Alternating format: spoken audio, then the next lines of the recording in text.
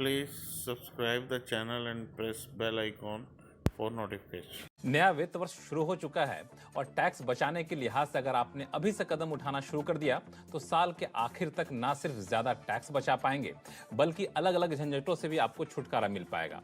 और इस बीच कोई भी उलझन होगी तो टैक्स गुरु हाना, जी हाँ, हर हफ्ते टैक्स बचाने के हम आपको टिप्स देते रहते हैं और हर उलझन को दूर करने की भी कोशिश करेंगे। नमस्कार, मैं हूं लक्ष्मण राय और आज आपके सवालों का जवाब देने के लिए और टैक्स बचाने के टिप्स देने के लिए हमारे साथ हैं जाने माने टैक्स एक्सपर्ट शरद कोहली साहब। कोहली साहब, आपका स्वागत है टैक्स गुरु में। और कोहली साहब से हमने कुछ खास रिक्वेस्ट किया है जो शो में आगे वो बताएंगे, इसके बारे में जानकारी देंगे। लेकिन सबसे पहले अपने दर्शकों को बता दो कि इस बार शो में क्या कुछ खास रहने वाला है। नए वित्त वर्ष में टैक्स प्लानिंग के लिहाज से क्या उठाएं कदम ताकि कम से कम हो सके टैक्स की देनदारी। अगर आप बड़े बड़े कैश ट्रांजैक्शन करते हैं तो जानिए कुछ खास नियम, वरना चुकाना होगा भारी भरकम टैक्स। और अगर आपने जीएसटी में रिटर्न की फाइलिंग की नई व्यवस्था QRMP चुनी है तो कैसे चुकाना होगा टैक्स। इन सारे मुद्दों पर बातचीत करेंगे।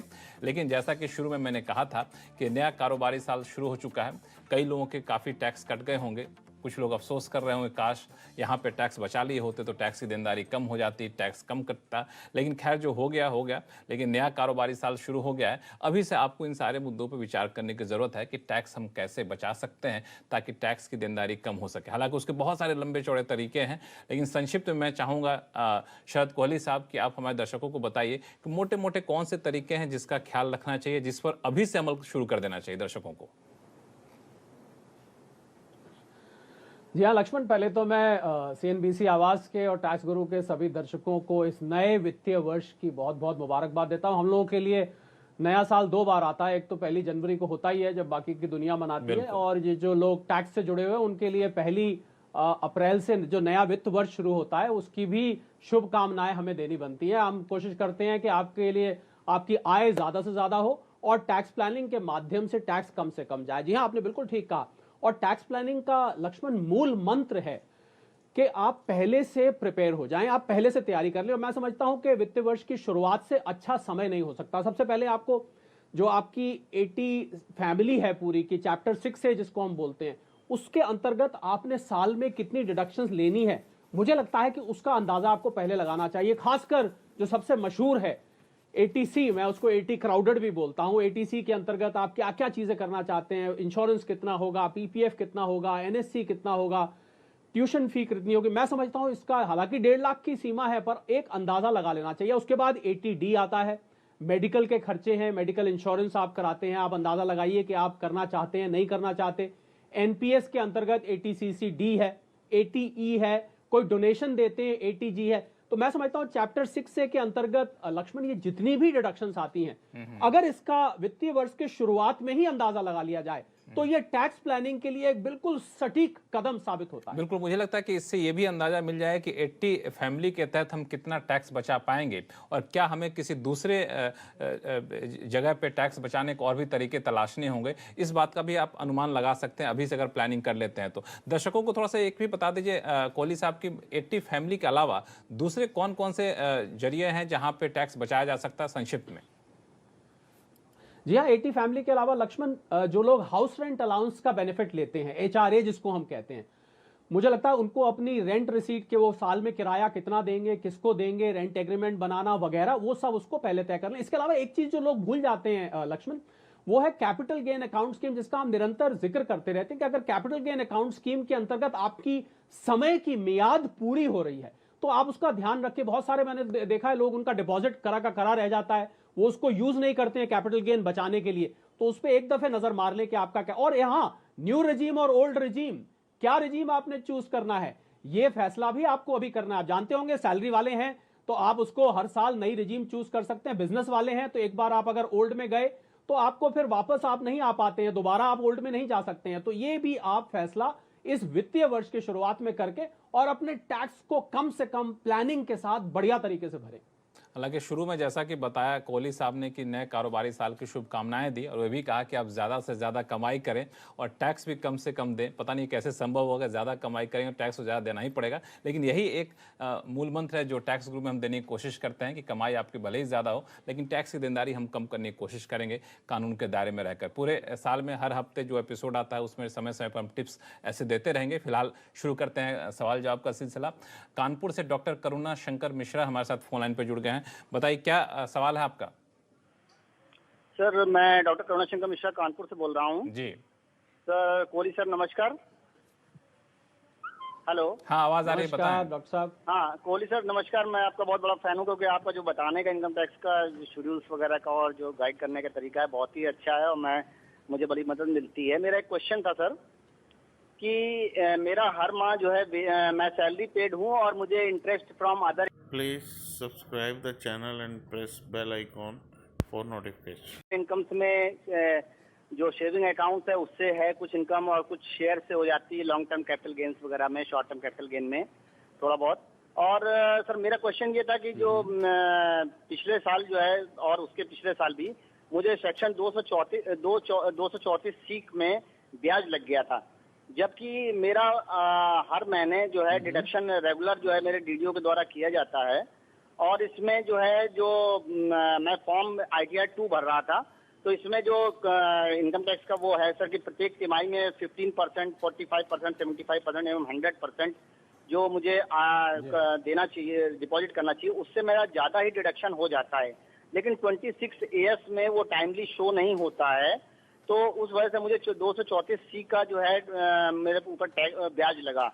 तो सर इसमें मैं ये जानना चाहते थे कि इसमें क्या मुझे कैसे ये रेक्टिफाई हो सकता है और इसमें जो डीडीओ है उसकी भी क्या रिस्पॉन्सिबिलिटी है, जबकि मेरी कोई इसमें फॉल्ट नहीं थी, फिर भी मुझे जो है इस तरह का जो है वो देना पड़ा, ब्याज। बिल्कुल, कोहली साहब बताएं।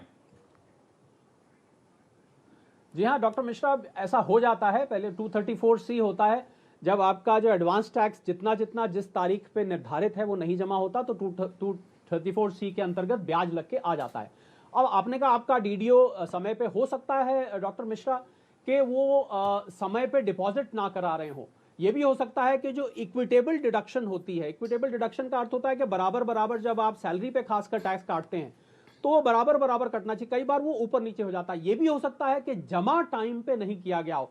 तो इन कई कारणों से हो सकता है। अगर आपको लग रहा है कि ये सभी चीजें सही हैं, कुछ भी इसमें गलती नहीं है, पहले आप सब चीजें एक बार चेक कर लीजिए, तो उसके बाद आप ई निवारण में जाके या आप अपना एक अपने पोर्टल पे जाके करेक्शन के लिए एक एप्लीकेशन लगाइए और इसको करेक्ट कराइए। पर मुझे लग रहा है कि अगर 234, क्योंकि 234C सिस्टम से लग के आता है, तो कहीं ना कहीं अवश्य टैक्स के डिपॉजिट में डिले हुई होगी। आप एक दफे इसको पुनः चेक करें। मुझे उम्मीद है कि आपको वहीं कहीं इसका कारण निकल के दिखाई दे जाएगा। अगर फिर भी दिक्कत आती है तो डॉक्टर मिश्रा आप हमें लिखिएगा, हम लोग उस दिक्कत को भी दूर करने की पूरी कोशिश करेंगे। फिलहाल लेते हैं अगला सवाल जो कि ट्विटर के जरिए आया है, रीता बिंद्रा जी का आया है। इनके पास लंबे समय से फ्रैंकलिन टेम्पल्टन म्यूचुअल फंड की होल्डिंग थी। फंड की कुछ स्कीमों के जरिए इनको पैसा मिला। ये पूछ रहे हैं कि कंपनी की ओर से वक्त से पहले रिडम्पशन करने और उस रकम को दोबारा निवेश करने पर क्या long term capital gains tax देना पड़ेगा? कोहली साहब। जी हाँ रीटा जी, अगर समय से पहले रिडेम्पशन हो जाता है तो देखिए कैपिटल गेन लगता है 3 चीजों पे। आपने कितने पीरियड होल्ड किया है, आपको प्रॉफिट हुआ है कि नहीं हुआ, और आपका रिडेम्पशन हुआ है कि नहीं हुआ। तो कंपनी ने समय से पहले किया, ये इस बात को डिसाइड नहीं करेगा कि टैक्स लगेगा कि नहीं लगेगा। अगर वो लॉन्ग टर्म है तो उस पर लॉन्ग टर्म कैपिटल गेन लगेगा। और दूसरा आपने पूछा कि क्या री इन्वेस्ट करने पर ये टैक्स बचेगा। जी नहीं, म्यूचुअल फंड्स में ये सुविधा उपलब्ध नहीं है। ये सुविधा केवल आप मकान बेच के मकान खरीद रहे हैं या कोई और एसेट बेच के मकान खरीद रहे हैं, 54F जिसको हम कहते हैं, वहां पर यह सुविधा है। म्यूचुअल फंड में दोबारा इन्वेस्ट करने पर रीटा जी ये आपको बेनिफिट नहीं मिलेगा। इसमें कोहली साहब एक कैच ये है कि ये फोर्स्ड रिडेम्पशन था, यानी इन्होंने मांगा नहीं था। जो फ्रैंकलिन टेम्पल्टन का मामला उठा था तो इनको मजबूरन कंपनी की तरफ से दिया गया कि आप ले लीजिए, इन्होंने खुद से रिडेम्पशन नहीं कराया था। तो इसका कोई टैक्सी देनदारी पर असर पड़ता है? जी हाँ लक्ष्मण, क्योंकि पीरियड देखा जाएगा। देखिए खरबूजा छुरी पे गिरे या छुरी खरबूजे पे गिरे, कटना तो खरबूजे को ही पड़ेगा लक्ष्मण। ये नियम यहाँ लगता है। मतलब आपका फोर्स रिडेम्पशन हुआ, अर्ली रिडेम्पशन हुआ या आपने रिडेम्पशन किया, प्रश्न ये उठता है कि आपका कितने पीरियड होल्डिंग रहा और उस पर कैपिटल गेन हुआ कि नहीं। तो फोर्स रिडेम्पशन इसमें एक कंडीशन लक्ष्मण नहीं बनती है, कैपिटल गेन देना तब भी बनेगा। बिल्कुल, आपका समझाने का जो ये तरीका है कोहली साहब, इसी के को लेकर हमारे दर्शक बड़े कायल रहते हैं कि काफ़ी आसान भाषा में आप समझाते हैं कि भले ही फोर्स रिडेम्पशन हो या फिर ना हो, आपने खुद लिया हो, आपको टैक्स की देनदारी उतनी ही बनेगी। चलते हैं अगले सवाल के पास, जो कि मुजफ्फरनगर से जलील अहमद साहब का आया है। ये हमारे साथ फोन लाइन पर जुड़ भी गए हैं। बताएं अहमद साहब, क्या उलझन है आपकी? मैंने आईसीआईसीआई लाइफ इंश्योरेंस का यूनिट लिया था 10 साल पहले जी। 1 लाख रुपए जमा किया था वन टाइम, और इसमें जो इंश्योरेंस अमाउंट लिखा था 1,25,000। तो मैंने वेट किया पूरे 10 साल और मुझको फिर अब मैच्योरिटी अमाउंट मिला है 2,26,000 इस तरह। उसमें टीडीएस भी कटा 4,700। ठीक है। तो मैं तो अंडर इंप्रेशन था कि यूनिट का ये अमाउंट टैक्स फ्री होगा, लेकिन जब टीडीएस कटा तो मुझे लगता है कि इससे शायद टैक्स देना पड़ेगा। तो इसमें कितना मुझे कुछ तो फ्री होगा? जी हाँ अहमद भाई, हम आपको तरीका बता देते हैं कि कैसे कैलकुलेट किया जाता है। देखिए, पहली बात तो इंश्योरेंस पर लोग ये मानते हैं 10(10)(d) के अंतर्गत मैच्योरिटी पर टैक्स नहीं लगता। वो वहां नहीं लगता है जहां आपका प्रीमियम 10% 2012 के बाद या 20% 2000 पहले से पूरे सम एश्योर्ड का उतनी लिमिट पर हो। तो वो तो है नहीं इसमें, क्योंकि ये तो यूलिप है। तो पहली बात तो इस पर टैक्स लगेगा, 10(10)(d) की एग्जेम्पशन नहीं आएगी।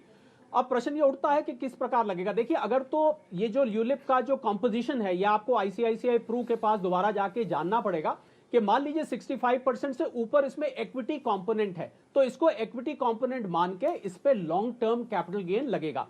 और अगर इस पे इक्विटी कंपोनेंट 65% या उससे कम है, तो फिर ये डेट फंड माना जाएगा और इस पे 20% लगेगा। और मान लीजिए इस यूलिप का कंपोजिशन इन दोनों कैटेगरी में नहीं है, या वो आईसीआईसीआई प्रू ने किसी और तरीके से किया हुआ है, तो कुछ ऐसा भी मानते हैं कि इसके इनकम फ्रॉम अदर सोर्सेज में आपके स्लैब रेट पे टैक्स लगेगा। तो अब मूल मंत्र यह हुआ कि आपको एक बार आईसीआईसीआई प्रू से इस पूरे यूलिप का जो इन्वेस्टमेंट कॉम्पोजिशन है वो एक बार पूछ लेना चाहिए। मैंने आपको तीनों बता दिए, तीनों में से कोई एक ना एक अवश्य लगेगा, परंतु टैक्स लगेगा अहमद भाई, ये पक्का है।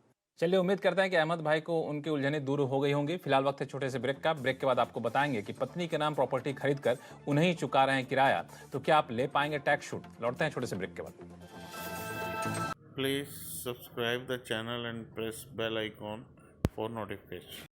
ब्रेक के बाद एक बार फिर से आपका स्वागत है। आप देख रहे हैं टैक्स गुरु, और कई सारे लोगों के सवाल हमारे पास आए हैं। लेकिन उससे पहले एक महत्वपूर्ण मुद्दा जो मैंने देखा पिछले कुछ दिनों से, खासतौर से मार्च 2020 के बाद कैश के ट्रांजैक्शन में करीब मुझे लगता है 27 लाख करोड़ रुपए की बढ़ोतरी देखने को मिली है। तो इससे लगता है कि लोग फिर से कैश की तरफ ज़्यादा जा रहे हैं। लेकिन जब आप मोटे कैश का ट्रांजैक्शन कर रहे हैं तो इस बात का ध्यान जरूर रखिएगा कि अगर आप नियम को नहीं पालन करते हैं तो कई बार आपको टैक्स की देनदारी भारी भरकम चुकानी पड़ सकती है। कोहली साहब, थोड़ा इस मुद्दे को समझा दीजिए, क्योंकि देख रहा हूँ कैश ट्रांजैक्शन फिर से बढ़ने लगा, जो आरबीआई की रिपोर्ट खुद कहती है।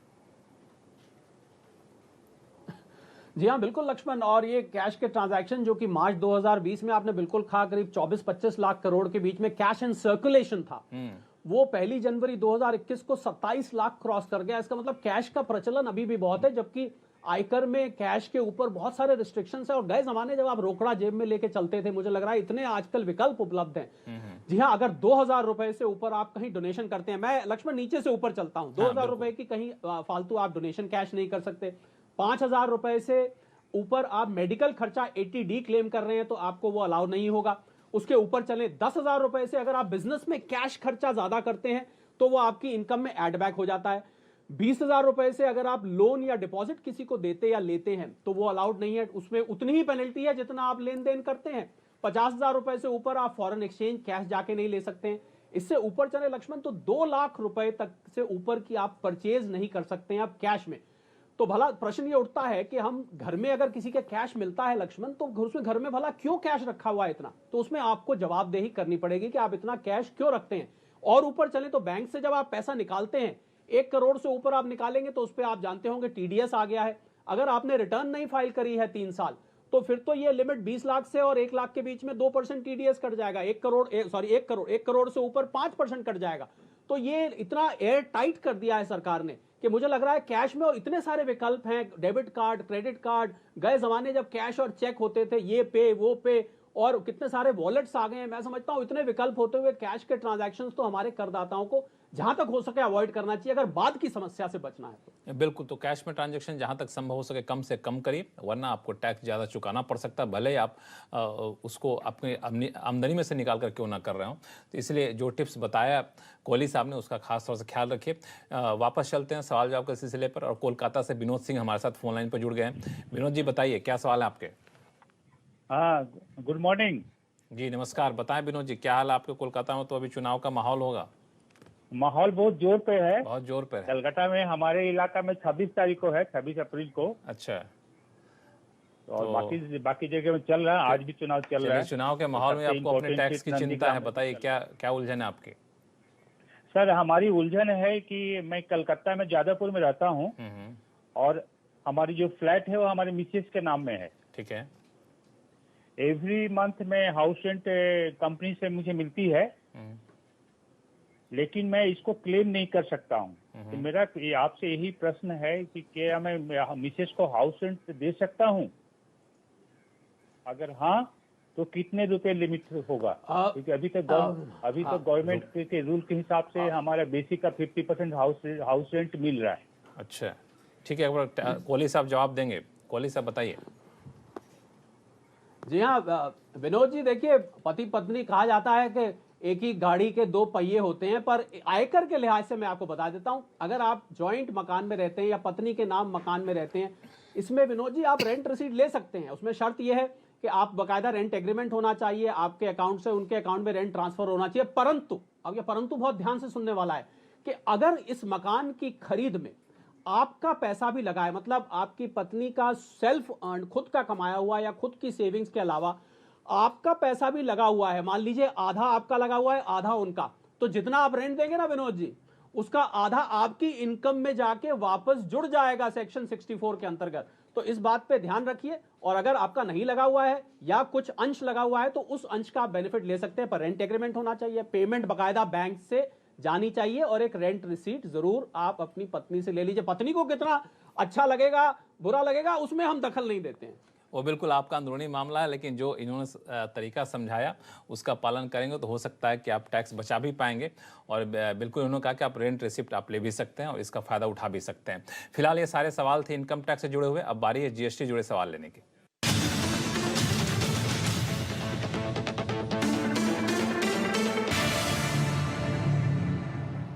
चलिए चलते हैं गुरुग्राम, जहां से शैलेंद्र सिंह तिवारी साहब हमारे साथ फोन लाइन पर जुड़ गए हैं। शैलेंद्र जी बताइए क्या सवाल है आपका? सर, मेरा नाम शैलेंद्र तिवारी है जी। और मेरा एक रेस्टोरेंट है। अच्छा। और अभी गवर्नमेंट ने एक स्कीम इंट्रोड्यूस की है, QRMP, quarterly return filing and monthly payment. मुझे समझ में ये नहीं आ रहा है कि इसमें अपनी लायबिलिटी को पेमेंट कैसे करूं, लाइक हर मंथ में पेमेंट करूं, फर्स्ट 2 मंथ की लायबिलिटी को पेमेंट कैसे किया जाए, फर्स्ट 2 मंथ एवरी मंथ या लास्ट 3 मंथ कंप्लीट होने के बाद इसको किया जाए, इसके बारे में बता पाएंगे आप? बिल्कुल कोहली साहब, मैं चाहूंगा कि आप थोड़ा सा पहले से इस स्कीम के बारे में बता दीजिए और फिर इनके सवाल का जवाब दीजिए। हाँ बिल्कुल देखिए, QRMP छोटे और मझौले जो बिजनेस वाले हैं उनके लिए सरकार ने इंट्रोड्यूस किया है कि उनको हर महीने रिटर्न ना फाइल करनी पड़े। इसको क्वार्टरली रिटर्न मंथली पेमेंट बोलते हैं, मतलब रिटर्न क्वार्टर में एक बार जाएगी, परंतु टैक्स इसका हर महीने जाएगा। वही मेरे ख्याल शैलेंद्र जी पूछना चाह रहे हैं कि अगर रिटर्न क्वार्टरली जाएगी तो टैक्स मंथली कैसे जाएगा। जी हाँ बिल्कुल शैलेंद्र जी, हम आपको बता देते हैं। आप 2 ऑप्शंस आते हैं उसमें मंथली पेमेंट के, एक आपको चूज करना पड़ेगा। एक होता है 35%, वो अपने आप कैलकुलेट करके पिछले क्वार्टर का लगभग 1/3 वो कैलकुलेट करके आपको खुद ही बता देगा, आप उतना टैक्स दे दीजिए। दूसरा ऑप्शन ये होता है कि अगर आप महीने का exact input output Please subscribe the channel and press bell icon for notification. Exactly निकाल सकते हैं तो आप एग्जैक्ट पेमेंट भी कर सकते हैं। तो QRMP के स्कीम के अंतर्गत या तो आप 35% वाला ऑप्शन चुन लीजिए, उसमें वो अपने आप 35% पिछले क्वार्टर से दे देगा, या आप उसको स्वयं कैलकुलेट करके एक्चुअल फिगर पहले के 2 महीनों में जमा करा सकते हैं। मुझे उम्मीद है आपको पूरा समझ आया होगा और आप QRMP का पूरा लाभ उठाएंगे। शैलेंद्र जी, आपकी उलझनें दूर हो गई? जी सर, क्लियर हो गया सर, थैंक यू सर। चलिए बहुत बहुत धन्यवाद हमारे टैक्स गुरु शो में कांटेक्ट करने के लिए। फिर भी कोई उलझन हो आगे तो आप लिखते रहिएगा, हम लोग आपके सवालों के जवाब देते रहेंगे। चलते हैं देहरादून, जहां से सुनील दत्त शर्मा जी हमारे साथ फोन लाइन पर जुड़ गए। सुनील जी बताइए क्या उलझन आपकी? नमस्कार कोहली जी, मैं आपसे पूछना चाह रहा था, मैंने एक मार्च 2020 में कमर्शियल स्पेस लिया था जिसका कि रेंट जीएसटी के साथ में पे करना था, और मैंने वो विद इन 6 मंथ्स वो खाली कर दिया ड्यू टू कोविड-19, वो चला नहीं शोरूम। अब मैंने मकान मालिक को पूरा रेंट पे कर दिया है विद जीएसटी, लेकिन वो जो मकान मालिक हैं वो उन्होंने अपना जीएसटी में उसका टैक्स जमा नहीं किया है जो मैंने उनको पे किया है। अच्छा। और ना ही वो अब उसको जमा कर रहे हैं, वो डिनाई कर रहे हैं क्योंकि मैंने शोरूम खाली कर दिया। तो अब मैं उस टैक्स का इनपुट नहीं ले पा रहा हूँ। तो आप जानना चाहते हैं इनपुट कैसे लें? इनपुट कैसे लें, और अगर वो नहीं मिलता है तो उनके खिलाफ कोई एक्शन जीएसटी की तरफ से लिया जा सकता है, पोर्टल की तरफ से, या मुझे अपने ही लेवल पे कुछ करना होगा?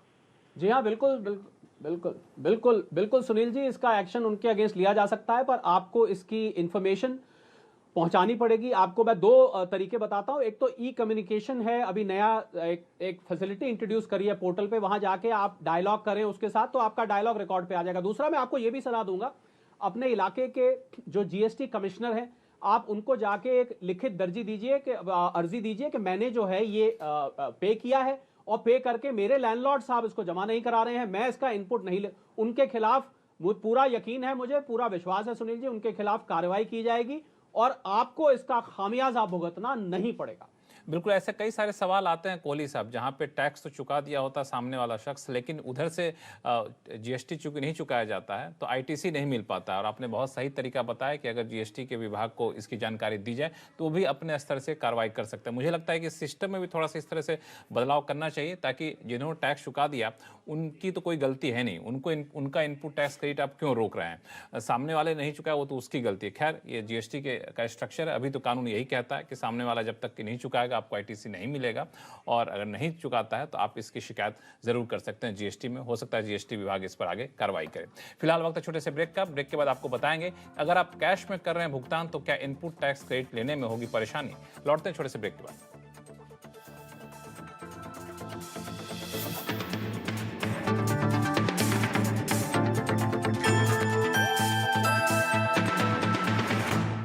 जो खुद पे विश्वास करते हैं वो जानते हैं कि अगर इन्वेस्ट करना हो तो करो अपने सपनों पे, अपने विश्वास पे।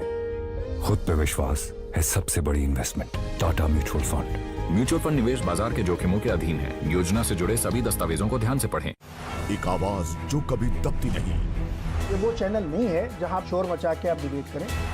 एक आवाज जो सामने लाती है असली मुद्दे। ये जो आंदोलन है ये किसान आंदोलन है, ये राजनीतिक आंदोलन है। एक आवाज जो सिर्फ देश को रखे आगे। क्या पेट्रोल डीजल पे लगने वाली ड्यूटी घटेगी, दाम घटेंगे कि नहीं घटेंगे? बहस के शोर से अलग देश की सबसे असरदार बहस देखिए आवाज अड्डा, सिर्फ सीएनबीसी आवाज पर। कि प्रायोजक हैं Kajaria, India's number 1 tile company, और निप्पॉन लाइफ। सीमाएं सबका रास्ता रोकती हैं, बस कुछ लोग उन्हें पार कर जाते हैं। बादलों की गरज बन जाती है तालियों की गूंज। अपनी लहरें ये खुद बनाते हैं। इसी जज्बे से जीने को कहते हैं Hyundai SUV life. Hyundai, India's number 1 SUV maker.